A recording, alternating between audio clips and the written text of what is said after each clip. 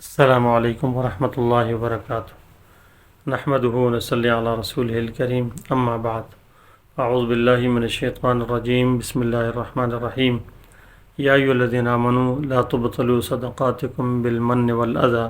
کالذی ينفق مالہ رئاء الناس صدق اللہ العظیم اللہم صلی علی سیدنا محمد وعلی آل سیدنا محمد مبارک وسلم۔ شیطان کے حربوں میں سے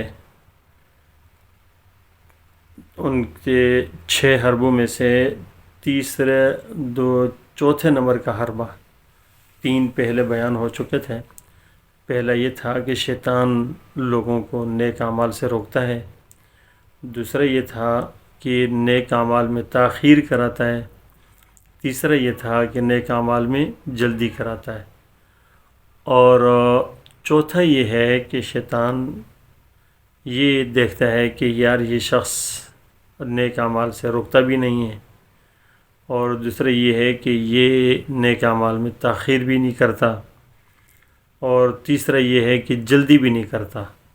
یعنی یہ عمل جو بھی کرتا ہے تو بڑے خلوص کے ساتھ اللہ تبارک تعالیٰ کی رضا کے لیے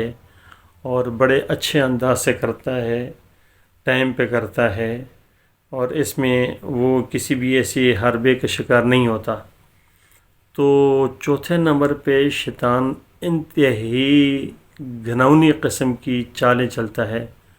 اور وہ عجیب چال یہ ہے کہ وہ یہ کوشش کرتا ہے کہ اس کو ریاکاری کرا دے، سے دکھلاوا۔ ریاکاری دکھلاوا کیا ہے کہ انسان عبادت کو اللہ کی رضا کے علاوہ کسی اور غرض سے کرے۔ مثلا عبادت کرے کہ لوگ مجھے بڑا اچھا سمجھیں، عبادت کرے کہ لوگ مجھے بڑا پارسا سمجھیں، عبادت اس غرض سے کرے کہ لوگوں سے کوئی فائدہ حاصل کرے، مال بٹورنے کی کوشش کرے، ان کی نظر میں اپنے آپ کو اچھا دکھانے کی کوشش کرے۔ تو یہ وہ حربہ ہے جو شیطان جو ہے نا استعمال کرتا ہے، اور اس اللہ کے بندے کو اس چیز سے دور کرتا ہے کہ کسی طریقے سے یہ جو عمل کے اوپر اس کو ثواب ملنا ہے نا، یا عمل کے اوپر اس کو بدلہ ملنا ہے نا، تو وہ اس کو نہ ملے۔ دیکھیں رسول اللہ صلی اللہ علیہ وسلم نے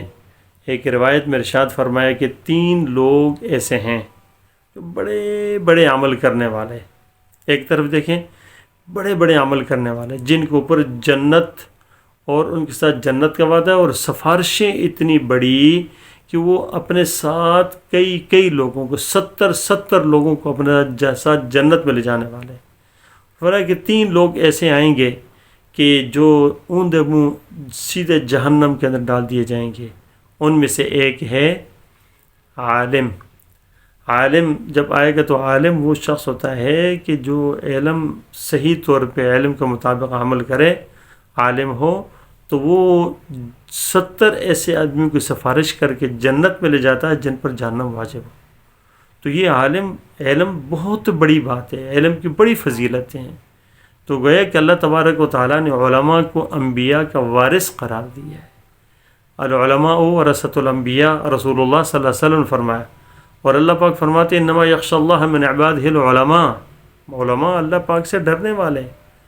اب جو اللہ سے نہ ڈرے تو اس کا مطلب ہے کہ عالم کی صفت اس کے اندر نہیں ہے۔ تو الغرض یہ عالم جب علم کے ساتھ آئے گا تو اللہ تبارک و تعالیٰ اس سے پوچھیں گے ہاں کہ تجھے میں نے علم دیا تھا، اور اس کے بعد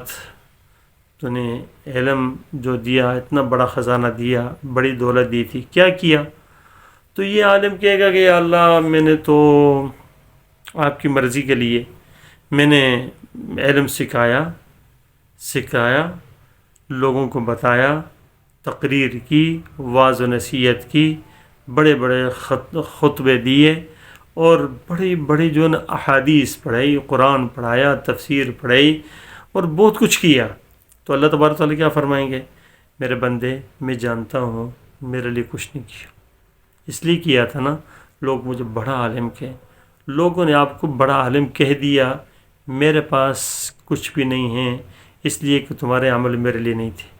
وہ اندازہ کریں اللہ جانتا ہے، اللہ کو معلوم ہے کون